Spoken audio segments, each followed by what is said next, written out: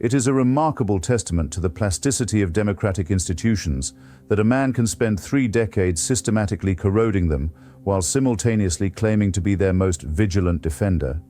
Benjamin Netanyahu has achieved this feat with the enthusiasm of an arsonist demanding a medal for alerting the neighbors to smoke. At 76 years old, with an International Criminal Court arrest warrant adorning his curriculum vitae like a Distinguished Service Medal, he has now petitioned his own president for a pardon, without, it should be noted, the tedious formality of admitting he did anything wrong. The ICC warrant is not for jaywalking. The charges include war crimes and crimes against humanity, the deliberate use of starvation as a weapon of warfare, and intentionally directing attacks against civilian populations. The Gaza Health Ministry reports over 70,000 Palestinians killed as of late November 2025, with independent research suggesting the actual toll may be 40% higher when accounting for bodies under rubble and indirect deaths from starvation and disease. The civilian death rate is staggering. Leaked Israeli intelligence data indicates that 83% of those killed were civilians, a ratio that conflict researchers say is nearly unmatched in modern warfare, comparable only to the Rwandan genocide and the Srebrenica massacre. 125 nations are now legally obligated to arrest Netanyahu should he set foot on their territory. He shares this distinction with Vladimir Putin, Omar al-Bashir, and the late Slobodan Milosevic, a rogues gallery in which he has earned his place. And yet here he stands, requesting clemency from his own president for an entirely separate set of crimes: bribery, fraud, and breach of trust, accusations involving the exchange of regulatory favors worth hundreds of millions of dollars for flattering news coverage and cases of fine champagne. One must pause to appreciate the sheer brass of this maneuver. The prosecution alleges he transformed the communications ministry into a personal concierge service for billionaire benefactors. Yet Netanyahu frames his pardon request as an act of national unity, as if the trial dividing Israel was some external affliction rather than the direct consequence of his own appetites. The corruption cases themselves read like a satirist's fever dream. In Case 1000, Netanyahu allegedly accepted nearly $200,000 worth of cigars and champagne from Hollywood producer Arnon Milchan over 2 decades.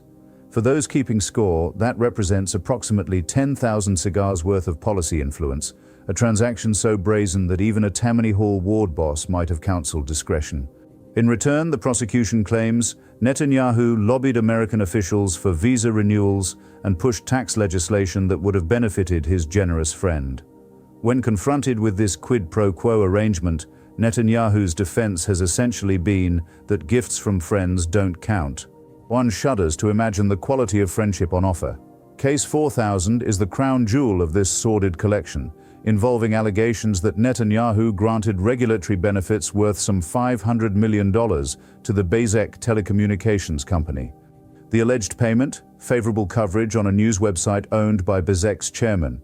Think about this for a moment. The Prime Minister of a nuclear-armed democracy, a man who never tires of lecturing the world about the existential threats Israel faces, allegedly bartered away the public interest to ensure that a website said nice things about him and his wife Sarah. There is something almost pitiable in such naked vanity. But it is not the corruption that most distinguishes Netanyahu from the common run of grasping politicians. It is his genius for using crisis as camouflage. The man has elevated perpetual emergency into a governing philosophy. Every scandal generates a new existential threat. Every investigation triggers another confrontation with enemies, foreign and domestic. His judicial overhaul of 2023, which triggered the largest protests in Israeli history, was transparently designed to gut the very court system sitting in judgment of his alleged crimes. When hundreds of thousands of Israelis took to the streets, military reservists refused to serve, and the nation's intelligence chiefs warned that the reforms endangered national security, Netanyahu dismissed it all as hysteria orchestrated by the leftist deep state. The following months would demonstrate precisely what happens when a leader ignores warnings from his security establishment. October 7, 2023 represented the most catastrophic intelligence and security failure in Israeli history. Over 1,200 people slaughtered, some 250 taken hostage. The vaunted Israeli military caught entirely off guard by an attack its own intelligence agencies had warned about repeatedly. The Military Intelligence Directorate had issued no fewer than 4 separate warnings to Netanyahu between March and July of that year. The Shin Bet chief explicitly warned that war is coming. Netanyahu dismissed these assessments as exaggerated in an April 2023 television interview. In a darkly ironic twist, his own intelligence officer received an alert document hours before the Hamas attack began and apparently did not pass it up the chain. Netanyahu has since refused to accept any personal responsibility, instead launching a blame campaign against the very security officials who tried to warn him. More damning still is his systematic obstruction of any meaningful inquiry into the disaster. Nearly three-quarters of Israelis, including 68% of his own right-wing base, support an independent state commission of inquiry. Netanyahu has refused, instead establishing a toothless governmental committee whose mandate he personally controls, an arrangement one Israeli analyst accurately characterized as the defendants choosing their own investigators. One of his ministers appointed to oversee this sham investigation cheerfully announced it would examine failures dating back to the Oslo Accords of the 1990s, a transparent attempt to dilute responsibility across decades rather than concentrate it where it belongs. When his national security advisor publicly accepted shared responsibility for the October 7th failures and called for a thorough investigation, Netanyahu fired him within hours. The 70,000 dead in Gaza are not casualties of security policy. They are the ballast that keeps Netanyahu's political ship from capsizing. Every military operation extends the political immunity of wartime.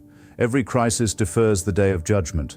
Every expansion of conflict generates new justifications for emergency powers. Netanyahu has transformed Israel into a kind of permanent war machine whose primary purpose is the perpetuation of Netanyahu.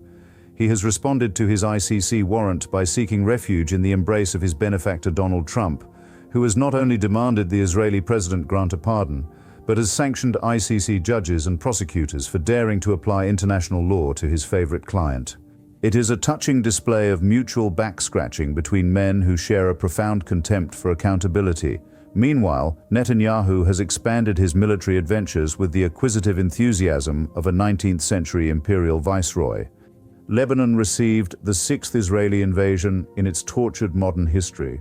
With over 3,000 Lebanese killed and more than 1 million displaced, the largest wave of displacement the country has seen in decades. Human Rights Watch documented war crimes including apparently deliberate attacks on journalists, civilians, medics, and peacekeepers. The pager attack, which Netanyahu belatedly admitted Israel orchestrated, killed and maimed indiscriminately across Lebanon, including children, in what might charitably be called terrorism with superior technology.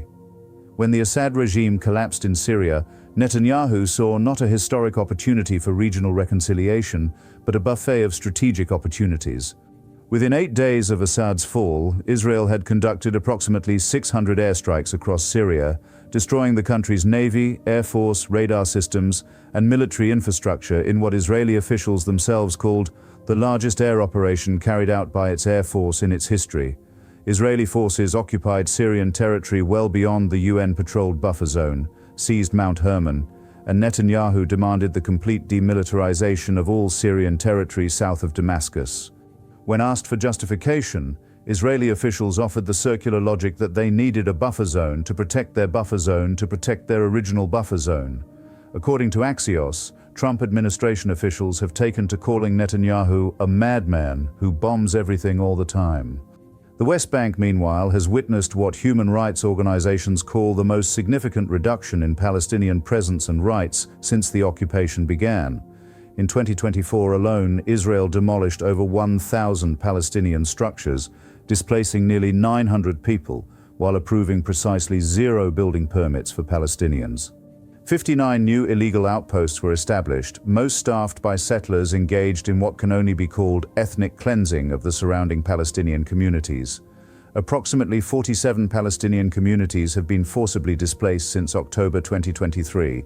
Finance Minister Bezalel Smotrich, whom Netanyahu placed in charge of settlement policy, has publicly stated that the goal is to bury the possibility of Palestinian statehood.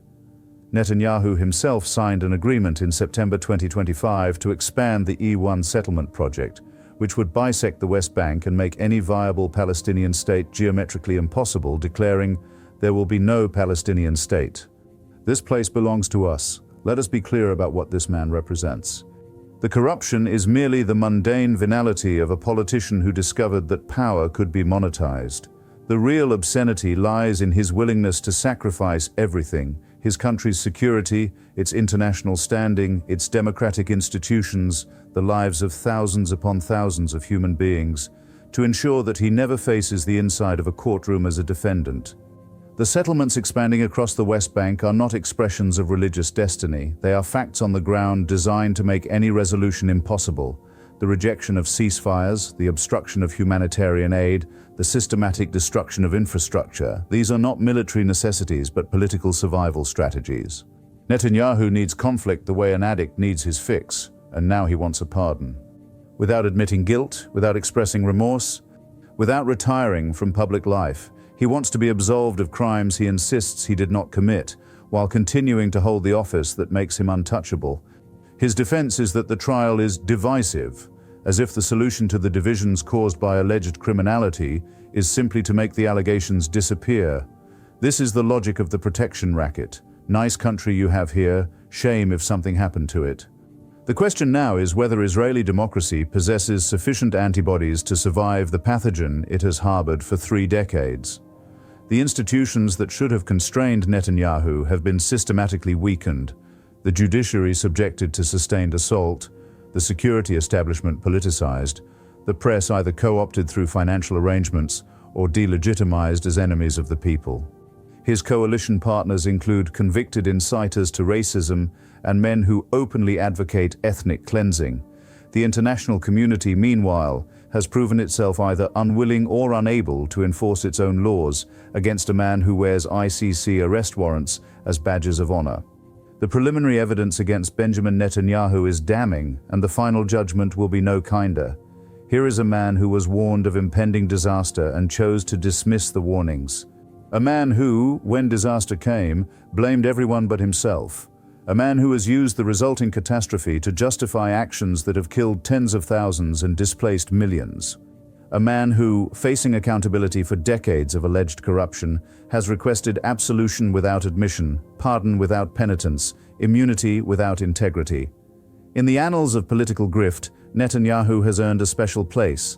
The defendant who would judge himself innocent, the arsonist demanding the fire brigade's gratitude, the war criminal who expects his victims to thank him for their graves. It is a performance of breathtaking shamelessness, executed with the confidence of a man who has never been required to pay a price for anything. That bill is now coming due. Whether anyone will have the courage to present it remains tragically an open question.